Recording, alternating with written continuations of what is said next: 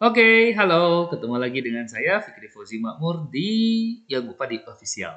Di channel ini bagi yang belum tahu ya, channel ini kita akan belajar banyak tentang hal-hal yang berkaitan dengan kewarganegaraan, hal-hal yang kaitan dengan politik, hukum, dan apapun itu. Dan bagi teman-teman yang ingin belajar tentang wawasan kebangsaan, wawasan Nusantara, atau untuk tes CPNS, ikatan dinas, atau apapun itu, bolehlah sekiranya kalian untuk scroll-scroll lagi. Saya sudah buatkan teman-teman semua yang menonton channel ini dalam bentuk playlist, sehingga video yang akan teman-teman tonton itu berkaitan gitu loh. Jadi caranya gampang ya, jangan lihat videonya tapi lihat aja langsung, buka profilnya, profile dari konten ini atau channel ini, lalu cek playlistnya. Di situ sudah saya buatkan playlistnya gitu. Karena apa? Karena materinya berkaitan. Silahkan tonton dari video-video pertama. Cuma hanya minta maaf dari video yang pertama sampai video yang saat ini, ya yang namanya juga belajar, masih ada beberapa kendala dalam hal audio. Ya, audionya apakah tidak jelas, terlalu kecil dan seterusnya. Insya Allah untuk kedepannya akan saya perbaiki lagi. Oke, nah adapun buat teman-teman semuanya yang sekarang sekolah di SMP, di SMA, atau di kuliah, ingin belajar lagi tentang materi PKN, atau materi kaitan dengan hukum, politik, pemerintahan, dan apapun itu, cocok sekali untuk belajar di sini. Nah, di pertemuan ini adalah video yang keempat teman-teman ya. Jadi buat teman-teman yang ketinggalan di video ke-1, kedua, dan ketiga, nanti linknya akan saya share di link di bawah ini di deskripsi ataupun nanti akan ada muncul. Ya, silakan tonton dulu dari yang pertama karena kalau langsung nonton yang keempat itu rasanya akan kurang paham lah gitu ya. Karena videonya itu berkaitan dari video 1, 2, dan 3 serta sekarang yang keempat. Nah, di video yang keempat ini teman-teman, kalian akan mempelajari tentang Indonesia. Nah, kalau kita tadi berbicara tentang hukum secara general, ya dari mulai konsep hukum, tujuan hukum, fungsi hukum, kemudian filosofi Dewi Temis, sorry, apa aja itu simbol-simbolnya, kemudian kenapa harus ada hukum, logikanya seperti apa, perjalanannya bagaimana, bedanya negara dengan bangsa, apakah bangsa dulu ataukah negara dulu, gitu. Negara itu bagaimana, bangsa itu bagaimana, dan kenapa ada pernyataan Thomas Hobbes dan seterusnya, dan kenapa juga ada pernyataan dari filsuf Cicero. Silahkan tonton video 1, 2, dan 3. Nah, di video yang keempat ini kita akan lebih fokus masuk ke keindonesiaan. Nah, di situ teman-teman sudah lihat ya, di sini ada apa ini? Peta Indonesia. Betul. Nah, ini adalah peta Indonesia dari Sumatera, Kalimantan, Papua, Sulawesi, Maluku, ya, Papua, ya. Di sini ada kepulauan dari Madura, Bali, NTB, NTT, kemudian di sini ada negara tetangga kita, ya. Salah satunya adalah Timor Leste. Begitu. Ini kepulauan-kepulauan di daerah dekat pulau di Papua. Oke, nah ini adalah Indonesia teman-teman semuanya. Nah, ketika kita berbicara Indonesia, Indonesia itu negara ya atau bangsa. Oke, Indonesia itu adalah negara bangsa ya teman-teman ya. Indonesia itu negara dan juga bangsa gitu ya. Negaranya ya ada, bangsanya ya ada juga. Nah, tapi poin di sini kita bukan berbicara itu, tapi di sini kita akan mencari tahu apakah Indonesia adalah negara hukum ataukah Indonesia adalah negara kekuasaan. Jawabannya adalah Indonesia adalah negara hukum. Nah, dalam konsep negara hukum atau dikenal dengan istilah Rechtsstaat, kita ganti aja warnanya, jadi warna kuning biar jelas. Negara hukum, Indonesia adalah negara hukum. Kenapa? Atau Rechtsstaat ya. Karena sudah tercantum dalam Undang-Undang Negara Republik Indonesia pasal 1 ayat 3 bahwasanya Indonesia adalah negara hukum. Begitu. Jadi Indonesia akan melakukan tindakan-tindakan dalam pemerintahannya itu berdasarkan pada kesepakatan bersama atau hukum dan menjadikan hukum sebagai dasar kekuasaan gitu. Jadi dasar kekuasaan itu bukan kepentingan tapi hukum. Dan hukum tadi sudah teman-teman tahu bahwa hukum adalah kesepakatan. Kesepakatan siapa? Manusia. Di mana? Di dalam suatu wilayah, ya. Gitu. Dan tadi sudah dibahas di video yang ketiga gitu ya, di video sebelumnya. Nah, itu negara hukum. Jadi tindakan-tindakan yang dikeluarkan oleh pemerintah itu tidak bisa asal, tidak didasarkan pada ego gitu, tapi didasarkan pada kepentingan hukum atau didasarkan pada dasarnya apa itu hukum. Nah, ada juga selain negara hukum, ada juga istilah selanjutnya adalah negara kekuasaan atau istilahnya adalah mahstat. Ya, mahstat. Ada rehstat. Kalau reh itu adalah hukum, stat itu negara. Mahstat itu adalah negara kekuasaan. Mah itu paksaan ya, negara kekuasaan ya. Nah, bedanya apa? Bedanya kalau di negara kekuasaan, negara itu didasarkan pada salah satu penguasa. Dan tindakannya dilakukan tanpa dasar tertentu. Artinya apa? Dasarnya itu hanya dasar si penguasa saja.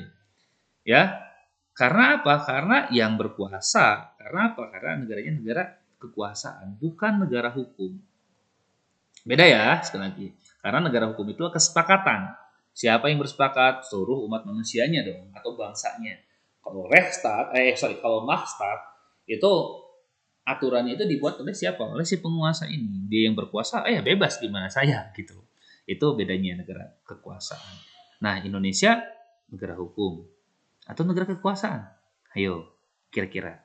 Kalau sekarang Indonesia itu negara hukum atau negara kekuasaan? Coba analisa. Benar, analisa ya. Kira-kira apakah Indonesia masih negara hukum atau negara kekuasaan? Jawabannya adalah masa sih negara kekuasaan? Oke, tetap Indonesia itu adalah negara hukum. Bos, misalkan nih ada yang nanya ya, bos, tapi kan sekarang, kita cek aja sini ya. Tapi kan sekarang banyak penyelewengan hukum. Oke? Ini ada suatu disclaimer ya. Tapi kan sekarang ada penyelewengan hukum.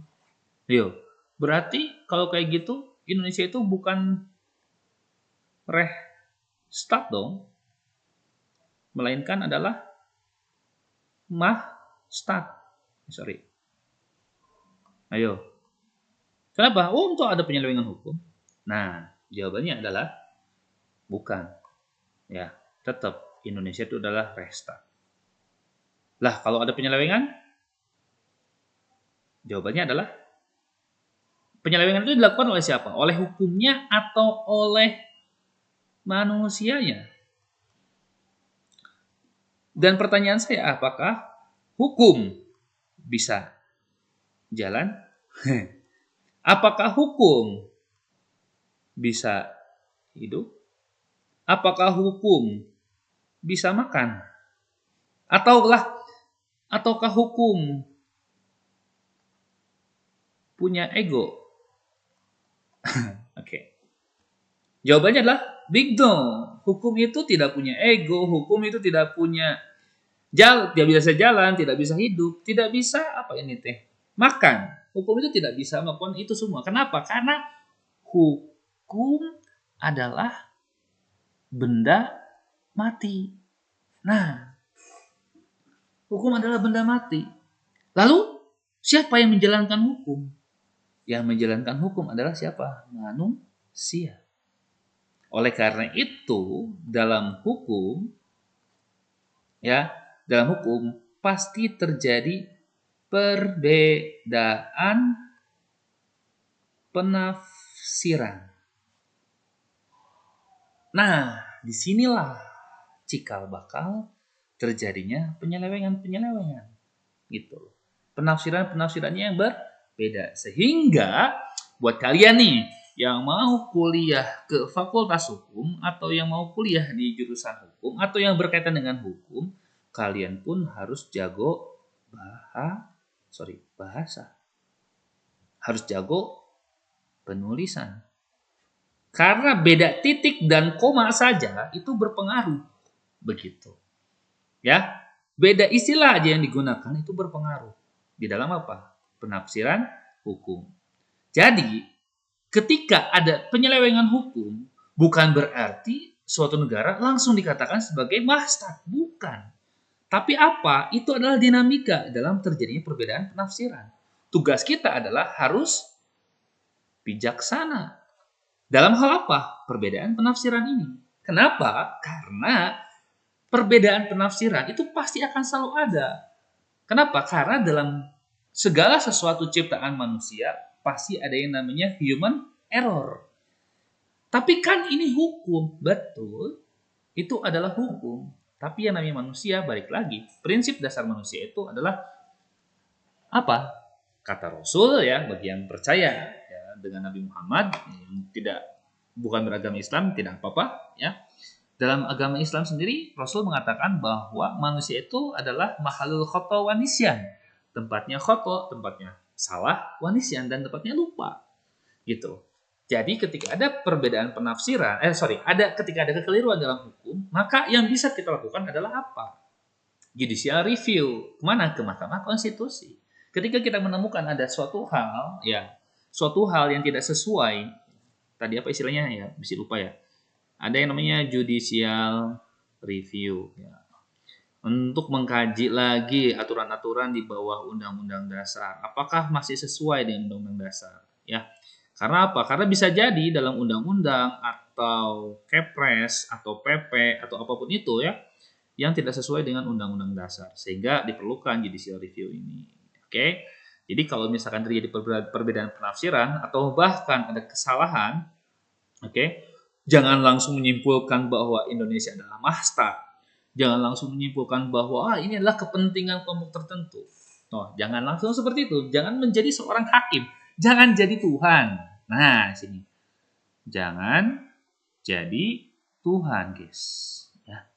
Jangan jadi Tuhan. Karena yang berhak menghakimi hanya Tuhan. Jadi kalau kita menemukan suatu kekeliruan, jangan langsung justifikasi. Analisa dulu. Sikapi dengan bijaksana.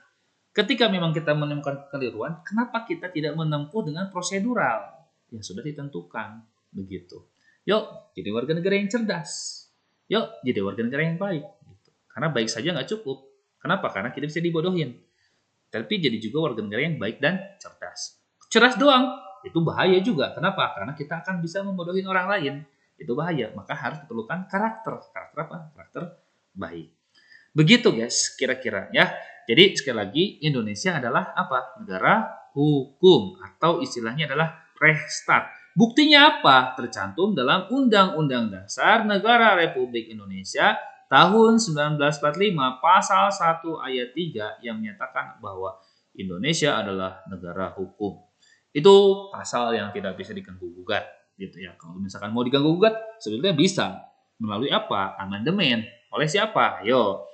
Kira-kira amandemen itu dilakukan oleh siapa? Presiden? Oh, jelas tidak. Jawabannya adalah MPR.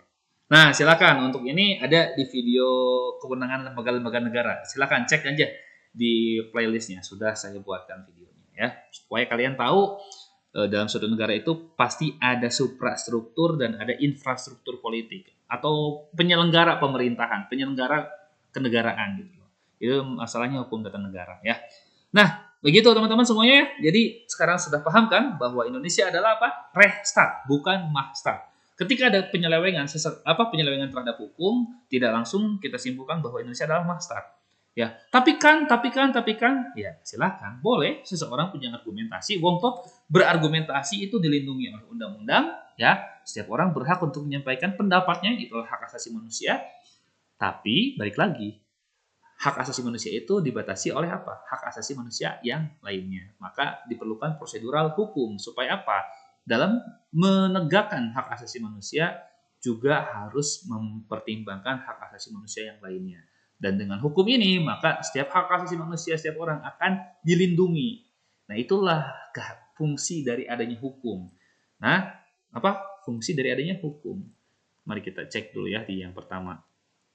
Nah, itu untuk apa? Mengatasi konflik gitu loh, untuk memberikan legitimasi ya, memberikan pengesahan terhadap kepemilikan sesuatu gitu ya. Itu karena legitimasi hak asasi manusia itu perlu dilegitimasi gitu loh, apa? Oleh hukum. Ya, perlu pengesahan bahwa setiap orang itu punya hak gitu loh ya. Nah, disahkannya dengan cara apa? Kalau hanya klaim diri sendiri, maka Setiap orang punya klaim, setiap orang punya argumentasi. Nah, supaya setiap orang itu tidak klaimnya itu saling berebut satu sama lain karena teori Thomas Hobbes tadi ya, yang homo homini lupus, maka diperlukan hukum supaya apa? Supaya tidak ada klaim sepihak gitu. Wah, ini mah tidak adil, kamu tidak adil, tidak adil, tidak adil. Oke, yuk kita sepakati bikin suatu aturan yang adil. Namanya adalah hukum. Dan dalam hukum itu tidak hanya aturan, tapi juga ada sanksi. Oke guys, terima kasih. Itu video yang keberapa ya? Ini adalah video yang keempat. Terima kasih.